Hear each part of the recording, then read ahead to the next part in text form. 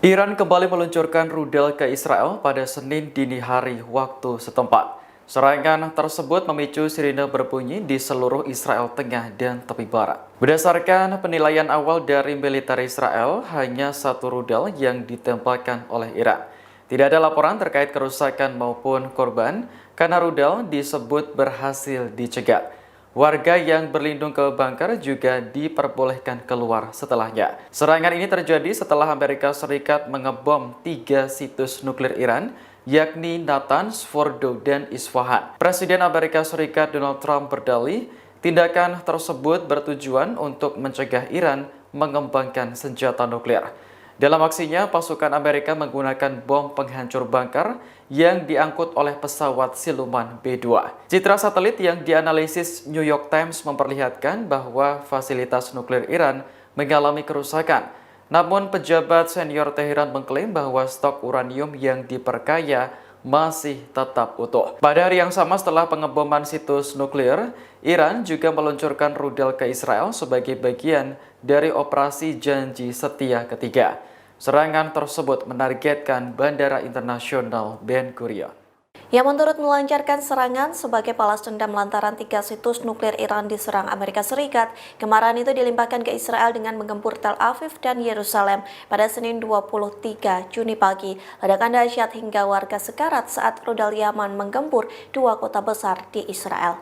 Dikutip dari Al-Mayadeen, sirine peringatan meraung-raung menyusul serangan rudal Yaman. Serangan Yaman mengakibatkan warga panik lantaran dibangunkan dengan gempuran musuh. Hal ini membuat warga Israel panik berlari ke tempat perlindungan. Sayangnya beberapa warga sipil terluka dan cedera. Sementara ledakan dahsyat mengguncang Tel Aviv dan Yerusalem, bahkan ledakan itu bergema hingga ke tepi barat. Adapun serangan ini diluncurkan Yaman setelah 3 situs nuklir Iran diserang Amerika Serikat pada Sabtu 21 Juni 2025. Tak hanya itu, ledakan Tel Aviv dan Yerusalem yang menjadi kedua kalinya lantaran sudah terlebih dahulu diserang oleh Iran. Setidaknya 30 rudal Teheran menggempur Yerusalem dan Tel Aviv sebagai serangan balasan pada Minggu 22 Juni. Rakyat Iran menggelar demonstrasi besar-besaran pada Minggu 22 Juni sebagai respons atas pengeboman yang dilakukan Amerika Serikat terhadap situs nuklir Teheran. Demonstrasi tersebut bahkan juga diikuti oleh Presiden Iran Masoud Pezeshkian.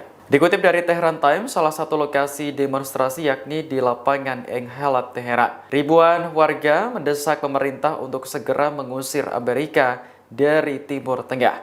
Mereka menyoroti keberadaan 19 pangkalan militer Amerika di kawasan tersebut dengan total pasukan mencapai 40.000 personel. Warga kemudian dikejutkan dengan hadirnya Presiden Iran Masoud Pezeshkian yang muncul di tengah demo. Ia datang dengan pengamanan minim dan membiarkan orang-orang mendekat.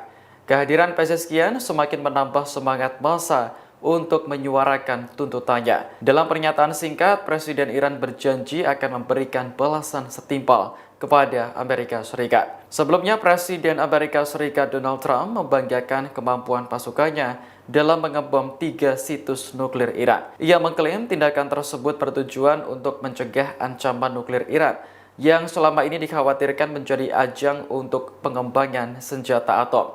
Meski citra satelit menunjukkan adanya kerusakan pada fasilitas nuklir, pejabat Iran mengklaim stok pengayaan uraniumnya tetap utuh. Israel tak hanya menghadapi serangan fisik berupa rudal dari Iran, namun juga serangan siber.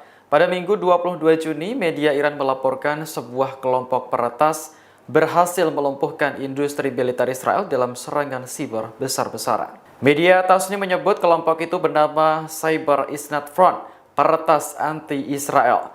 Menurut pernyataan yang dikeluarkan oleh kelompok tersebut, sebagian besar infrastruktur industri keamanan dan militer Israel telah disusupi dan terkontaminasi dengan peralatan siber canggih. Infiltrasi ini mengakibatkan kegagalan fungsi secara luas pada produk militer Israel, khususnya yang diproduksi oleh perusahaan yang terkait dengan peralatan perang. Kelompok tersebut mengungkapkan bahwa serangan siber ini difokuskan pada domain teknologi strategis dan sensitif di sektor pertahanan.